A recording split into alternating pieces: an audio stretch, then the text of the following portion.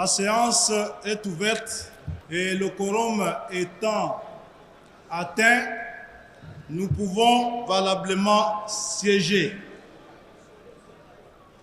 À l'ordre du jour, nous avons 3 points. L'adoption de l'ordre du jour, l'élection et l'installation de l'honorable président et de l'honorable rapporteur adjoint de l'Assemblée nationale. Ainsi, le candidat retenu au poste du président de l'Assemblée nationale, c'est l'honorable Boji Sangara Bamanirwe Aimé. La candidate retenue au poste du rapporteur adjointe de l'Assemblée nationale, c'est l'honorable Moutita Kalunga Clotilde. Honorable membre du bureau,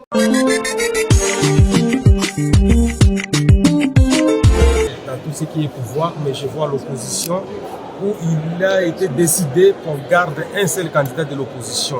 Nous, en tant qu'exemple, en tant que modèle pour la démocratie de demain, on ne pouvait pas cautionner en fait cette violation grave contre la pratique démocratique. Et donc, face à cette décision que nous, de l'opposition, en tant que non-inscrits, nous avons contestée, j'ai dit saisir les conseils d'État en annulation de cette décision, mais aussi en référé suspension. Et ce qui s'est passé, parce que depuis hier, il y a eu des tractations, parce que j'ai déposé ma requête à la Cour depuis hier, et avant-hier déjà j'avais transmis. Et à la fin des comptes, la Cour a donné sa position parce que la journée était extrêmement compliquée. Hier, toute la journée, aujourd'hui, avec la rentrée judiciaire et tout ce que nous avons vu comme activité à l'Assemblée nationale, la Cour m'a reproché en fait que je n'ai pas pu formuler une lettre de recours au bureau de l'Assemblée nationale. C'est ainsi que la Cour a donc validé la commission qui a en fait siégé pour retenir la candidature unique de l'opposition. Bon, je respecte les conseils d'État. En fait, je pouvais encore demander le réexamen de ces dossiers-là, mais je ne veux pas le faire parce que j'ai eu des échanges avec beaucoup de personnalités et en tant qu'opposant républicain, je ne préfère pas bloquer la machine. Parce que si je pouvais lancer encore l'appel sur les champs, ça pouvait encore crier. J'ai dit écouter des conseils et des gens qui voulaient assez qu'on avance parce qu'on doit traiter des budgets qui est prioritaire pour la République et avec la guerre que nous connaissons, il faut qu'on aille de l'avant. Et donc, nous sommes en train d'assister à un vote, soi-disant vote, mais moi je pense que ce n'est pas un vote. Parce que pour parler de vote, il faut qu'il y ait au moins 2 candidats. Il faut qu'il y ait les choix.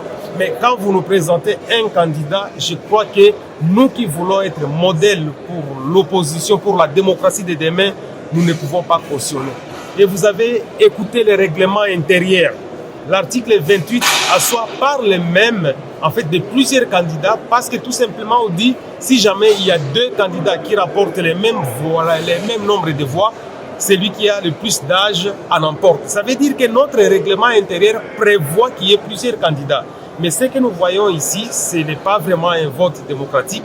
Normalement, on devrait juste approuver ou valider par oui ou non, comme on le fait pendant les référendums. Mais ce qui se passe ici, comme je vous l'ai dit, considérez aujourd'hui le peuple congolais en général que l'opposition parlementaire au nom du groupe parlementaire n'existe plus. Parce qu'Ensemble aujourd'hui est devenu, selon ce que je vois, un allié du pouvoir parce qu'ils sont allés chercher des soutiens au pouvoir. Donc aujourd'hui, l'opposition est restée à un petit groupe de non-inscrits. Donc on n'est peut-être pas 3, 4, 5 à être des vrais opposants dans la République. Donc, voilà. Comment jugez-vous la démarche initiée par l'honorable Michel Mozindo consistant, bien évidemment, comme vous l'avez dit, à demander le soutien? Vous ne voyez pas que cela fragilise la cohésion au sein de l'opposition parlementaire? Vous savez, on a un problème sérieux dans ces pays. Quand vous voyez la loi portant statut de l'opposition, on devrait normalement s'organiser pour avoir un porte-parole de l'opposition. on n'a pas ces porte-parole de l'opposition et le pouvoir en place a toujours combattu qu'il y ait un porte-parole. En plus, on n'a pas un règlement intérieur qui régit, qui gère les opposants. Et c'est ce qui fait qu'aujourd'hui, l'opposition agit toujours en ordre dispersé et qu'il n'y a pas moyen de faire une coordination. Et c'est dans cet ordre d'idées que vous avez vu la fois passée, il y a eu plusieurs candidatures au niveau des rapporteurs adjoints pour le compte de l'opposition. Et on s'étonne aujourd'hui justement qu'il y ait cette difficulté-là. Donc nous, en tant que modèle, je crois qu'on ne peut pas continuer à montrer de mauvais exemples. D'ailleurs, dans toutes nos réunions, je l'ai dit, si aujourd'hui, il y a des partis ou des groupements politiques qui pensent demain gérer ces pays, mais qui voudraient à ce qu'il y ait des candidatures uniques, ça veut dire tout simplement on est dans un parti-État où on désigne et que ce n'est pas la voie, les choix qui comptent. Donc on doit vraiment être prudent et faire les choses autrement. Donc je vous dis aujourd'hui, l'opposition est morte à l'Assemblée nationale. Il n'y a que quelques personnes des groupes parlementaires qui sont restés des opposants. Quelle chance vous donnez aux deux candidats qui sont restés en liste parce que c'est déjà les élections? Bon, comme je suis en train de le dire, moi je ne parle pas des votes parce que les votes voudraient qu'il y ait plusieurs candidats. Nous avons deux candidats de la majorité et de l'opposition. En fait, ici, il s'agit juste de valider, d'entériner leur choix qui était déjà délibéré. Donc, nous sommes en train de voir effectivement qu'il y aura délibération. Moi, j'ai quitté, je ne vais pas voter parce que pour moi, ce n'est pas un vote. Mais ça ne veut pas dire que je ne soutiens pas les travaux parlementaires. Moi, je soutiens. Et Honorable Boji, c'est quelqu'un que je connais. Dans tout ce qui est pouvoir, mais je vois l'opposition où il a été décidé qu'on garde un seul candidat de l'opposition. Nous, en tant qu'exemple, en tant que modèle pour la démocratie de demain, on ne pouvait pas cautionner en fait cette violation grave contre la pratique démocratique. Et donc, face à cette décision que nous, de l'opposition, en tant que non-inscrits, nous avons contestée, j'ai dit saisir les conseils d'État en annulation de cette décision, mais aussi en référé suspension. Et ce qui s'est passé, parce que depuis hier, il y a eu des tractations, parce que j'ai déposé ma requête à la Cour depuis hier, et avant-hier déjà j'avais transmis. Et à la fin des comptes, la Cour a donné sa position parce que la journée était extrêmement compliquée hier, toute la journée. Aujourd'hui, avec la rentrée judiciaire et tout ce que nous avons vu comme activité à l'Assemblée nationale, la Cour m'a reproché en fait que je n'ai pas pu formuler une lettre de recours au bureau de l'Assemblée nationale. C'est ainsi que la Cour a donc validé la commission qui a en fait siégé pour retenir la candidature unique de l'opposition. Bon, je respecte les conseils d'État. En fait, je pouvais encore demander le réexamen de ces dossiers-là, mais je ne veux pas le faire parce que j'ai eu des échanges avec beaucoup de personnalités et en tant qu'opposant républicain, je ne préfère pas bloquer la machine. Parce que si je pouvais lancer encore l'appel sur les champs, ça pouvait encore crier. J'ai dit écouter des conseils et des gens qui voulaient assez qu'on avance parce qu'on doit traiter des budgets qui est prioritaire pour la République et avec la guerre que nous connaissons, il faut qu'on aille de l'avant. Et donc, nous sommes en train d'assister à un vote, soi-disant vote, mais moi je pense que ce n'est pas un vote. Parce que pour parler de vote, il faut qu'il y ait au moins deux candidats. Il faut qu'il y ait les choix. Mais quand vous nous présentez un candidat, je crois que nous qui voulons être modèle pour l'opposition, pour la démocratie de demain, nous ne pouvons pas cautionner. Et vous avez écouté les règlements intérieurs. L'article 28 parle même en fait de plusieurs candidats parce que tout simplement on dit si jamais il y a deux candidats qui rapportent les mêmes voix, les mêmes nombres de voix, celui qui a le plus d'âge en emporte. Ça veut dire que notre règlement intérieur prévoit qu'il y ait plusieurs candidats. Mais ce que nous voyons ici, ce n'est pas vraiment un vote démocratique. Normalement, on devrait juste approuver ou valider par oui ou non, comme on le fait pendant les référendums.